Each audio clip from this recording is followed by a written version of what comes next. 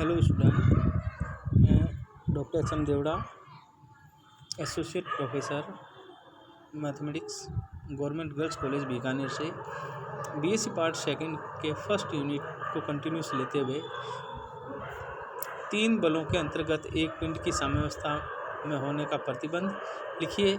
या जो मैंने क्वेश्चन रूप में दे रखा है, यदि किसी दृढ़ पिंड पर क्रियाशील तीन समतलीय बल उससे साम्यावस्था में होने पर वे एक बिंदु पर मिलेंगे या समांतर होंगे।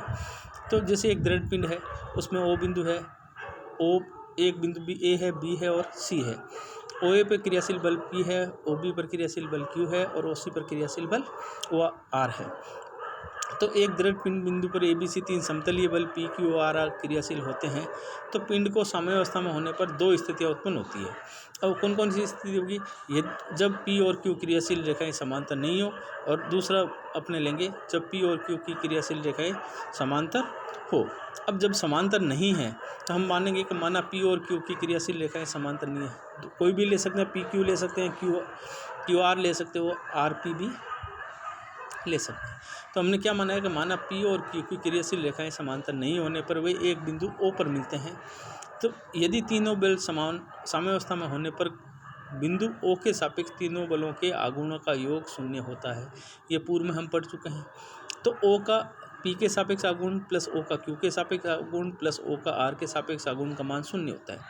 अब हमने मान लिया कौन दो माने अपने, पी और क्यू समांतर रेखाएं नहीं अगर ओ से गुजरती है तो उनका आघूर्ण भी क्या होगा? शून्य होगा। तो ओ का पी के सापेक्ष आघूर्ण प्लस ओ का क्यू के सापेक्ष आघूर्ण भी शून्य होगा। तो दूसरी कंडीशन तो एक और दो समीकरण से अपने देखेंगे कि पहला पार्ट ओ का पी के सापेक्ष आघूर्ण शून्य होता है, ओ का क्यू के सापेक्ष आघूर्ण शून्य प्लस ओ का आर के सापेक्ष आघूर्ण बराबर 0। अर्थात ओ बिंदु के सापेक्ष आघूर्ण शून्य होता है परंतु आर का मान 0 नहीं होगा। इसलिए आर की क्रियाशील रेखा बिंदु ओ से गुजरती है, अर्थात तीनों बल पी क्यू आर एक ही बिंदु ओ से गुजरते हैं।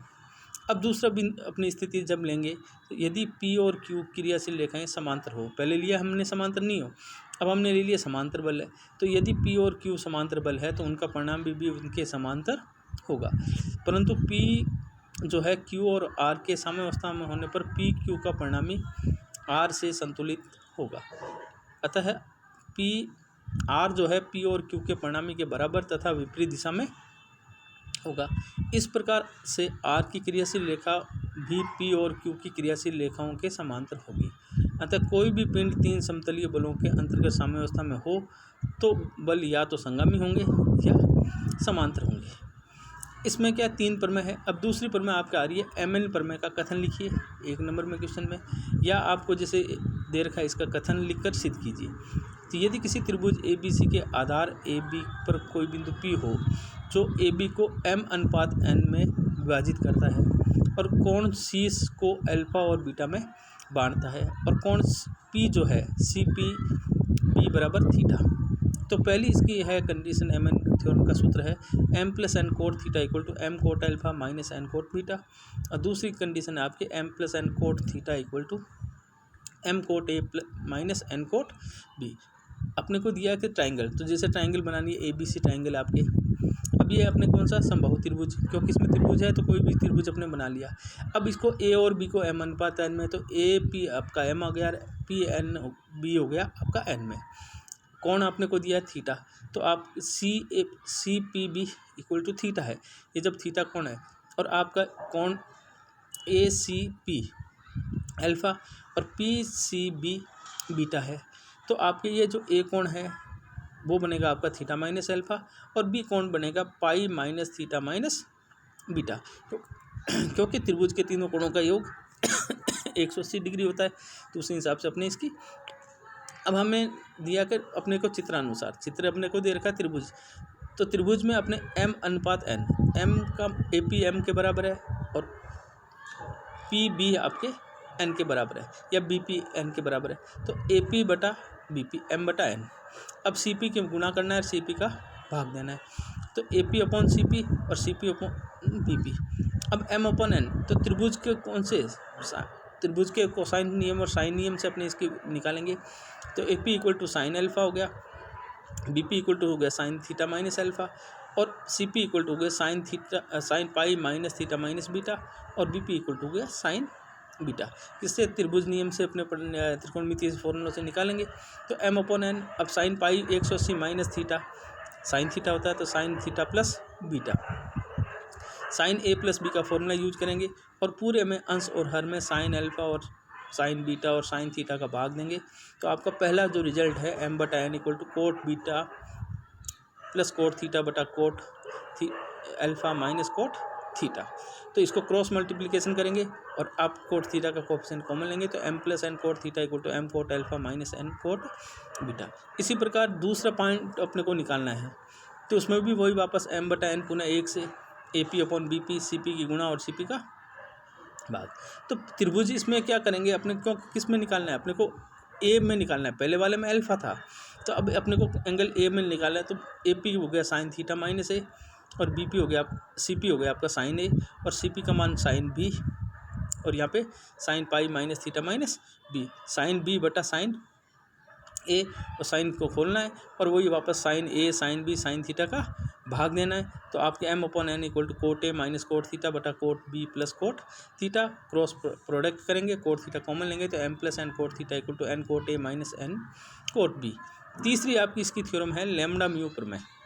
अब इसमें आपका आता है पेपर में कि लैम्डा म्यू प्रमेय का कथन लिखिए या कथन लिखकर सिद्ध कीजिए। अब लैम्डा म्यू प्रमेय क्या है, जैसे अपने त्रिभुज को अभी ऊपर अपने लिया है उसमें एम अनुपात एन में करता है। इसमें अपने पास आ जाएगा कि अपने को क्रियाशील बिंदु से दे रखा होगा बल, और उनकी बीच की लंबवत दूरी अपने को दे रखी होगी। तो लैम्डा म्यू प्रमेय का कथन यह है, यदि किसी बिंदु O पर OA और OB के अनुदिश क्रियाशील बल क्रमशः लैम्डा OA, पहले अपने एक ही एम और एन था, अब यहाँ पे लैम्डा OA क्रियाशील बल और दूसरा है म्यू OB द्वारा निरूपित हो, तो उनका परिणामी बल OC के अनुदिश लैम्डा प्लस म्यू OC से निरूपित होता है, जहाँ CAB में एक कोई ऐसा बिंदु है। तो अपने ट्राइंगल लेंगे OAB, और अपने को O से लंबवत डालेंगे, तो ये C कोई ऐसा बिंदु होगा। तो अपने और यहाँ से दे रखा OA बराबर है लैम्डा OA और OB बराबर है म्यू OB, तो इनका जो परिणामी होगा वो लैम्डा प्लस म्यू OC होगा। अर्थात दूसरा इसमें दिया lambda into C A equal to mu into C B. अपने को दे रखा है कि lambda OA plus mu OB equal to lambda plus mu OC, ये अपने को प्रूव करना है। हमने मान लिया त्रिभुज OAB में कोई बिंदु O है, उस पर OA और OB के अनुदिश क्रियाशील बल लैम्डा OA है, और वह mu B lambda mu OB क्रियाशील है। तो मान लो भुजा AB पर C एक ऐसा बिंदु है कि लैम्डा CA बराबर म्यू CB, ये अपने को गिवन है। तो ट्राइंगल OAC व ट्राइंगल OBC बल त्रिभुज नियम से, तो OA बराबर OC प्लस CA और OB बराबर OC प्लस CB। पहले को लैम्डा से मल्टीप्लाई, दूसरे को म्यू से मल्टीप्लाई करके ऐड करोगे, तो lambda OA plus mu OB equal to lambda OC plus CA mu OC plus CB। Lambda plus mu OC common ले लिया, तो लैम्डा प्लस म्यू और lambda CA plus mu CB। हमें दिया गया कि लैम्डा CA जो है म्यू CB के बराबर है, तो lambda CA equal to mu CB vector के बराबर भी होगा। अर्थात बल जो है लैम्डा CA और म्यू CB एक ही रेखा के अनुदिश है, लेकिन विपरीत दिशा में होता है, तो इनका योगफल अपने शून्य होता है। तो जब इसका मान रखेंगे तो इसका मान अपने हो गया सेकंड फैक्टर का lambda CA plus mu CB बराबर 0। तो अर्थात इनका योगफल, तो यहाँ पे समीकरण नंबर 5 लिया है, तो 4 और 5 से अपने करेंगे तो ये आ जाएगा lambda OA plus mu OB equal to lambda plus mu OC।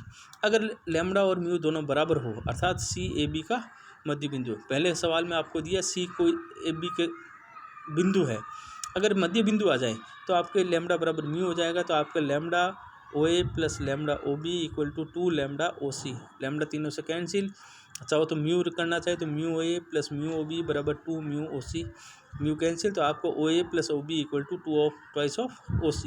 अर्थात CAB का मध्य बिंदु है, तो Q OA और OB का परिणामी बल 2 OC होता है। तीसरी आपकी प्रमेय है लामी प्रमेय।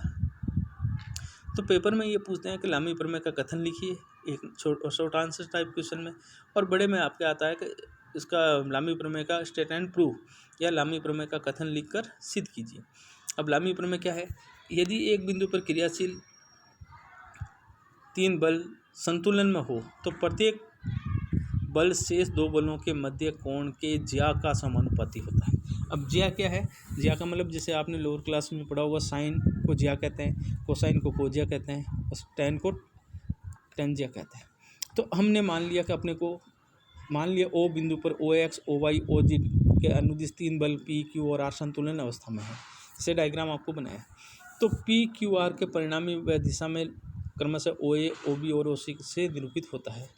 तो जब ये निरूपित होता है तो अपने क्या करेंगे कि ओ ए को मान लिया पी, ओ बी को मान लिया क्यू और ओ सी को मान लिया आर। तो समांतर चतुर्भुज ओ ए डी बी को पूरा किया। तो अपने को दिया है कि ए डी जो है ओ बी के बराबर वह समांतर है, अर्थात ए डी बराबर ओ बी बराबर क्यू।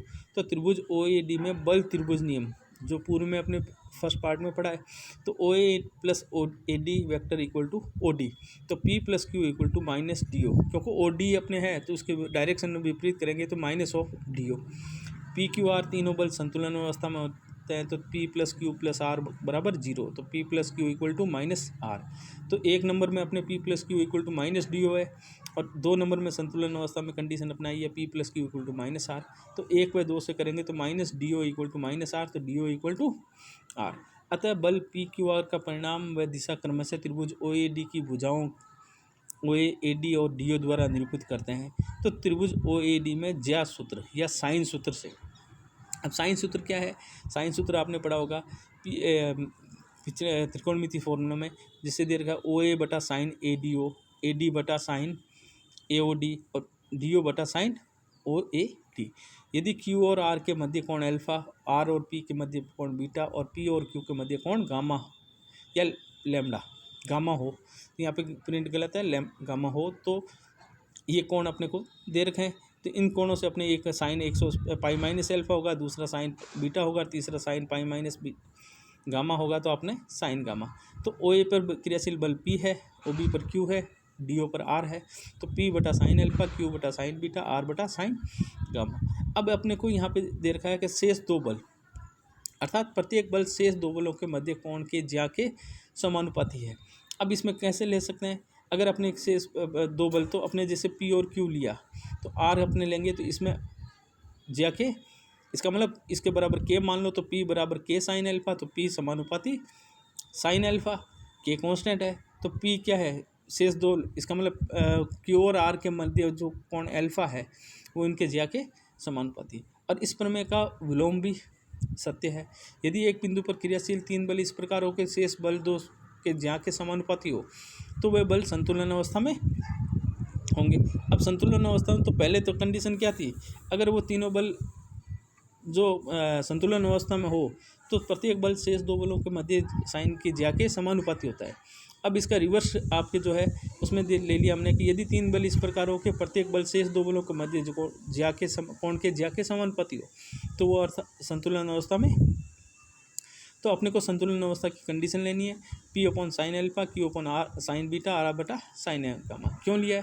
क्योंकि अपने पास संतुलन अवस्था में शेष दो बलों, प्रत्येक बल शेष दो बलों के मध्य कोण के ज्या के समानुपाती होता है, ये अपनी कंडीशन है। तो अपने इसमें लगा लिया। अब अपने को इसको लिखा है sine pi minus B O D, pi minus A O D और pi minus O A D. तो आपने देखा होगा पीछे अपने formula sine B O D sine Q बटा और आर बटा साइन ओ ए डी, तो पी बटा ओ ए, क्यू बटा ओ बी और आर बटा ओ सी, अर्थात त्रिभुज ए ओ डी में भुजाओं के समानुपातिक है, अर्थात त्रिभुज नियम के अनुसार पी क्यू व आर साम्यावस्था में होंगे। तो इससे आगे नेक्स्ट जो टॉपिक है पार्ट में वो मैं पढ़ाऊँगा कि तीन बलों के मध्य साम्यावस्था में होने का प्रतिबंध ज्ञात कीजिए। मैं इसको पार्ट्स में ले रहा हूँ क्योंकि एक टॉपिक है, बड़ा टॉपिक है, तो इसमें अपने अलग अलग पार्ट्स के अनुसार लिया जा रहा है। और इनके जो क्वेश्चन हैं उनमें ये इसी प्रकार से आपको दे रखा होगा कि दो बल जैसे पी क्यू आर है, तो वहाँ पे आपको दे रखा होगा 1 किलोग्राम भार, 2 किलोग्राम भार, 3 किलोग्राम भार दे रखे हैं, और वो बल साम्यावस्था में, तो उनके मध्य ये ज्ञात कीजिए। इसी प्रकार के आपके क्वेश्चन एक्सरसाइज में गिवन है। नेक्स्ट टॉपिक में आपके मैंने बताया वो आपको बताया जाएगा। इसमें किसी प्रकार का कोई दिक्कत हो तो मेरे व्हाट्सएप नंबर पर स्टूडेंट कांटेक्ट कर सकते हैं। Thank you.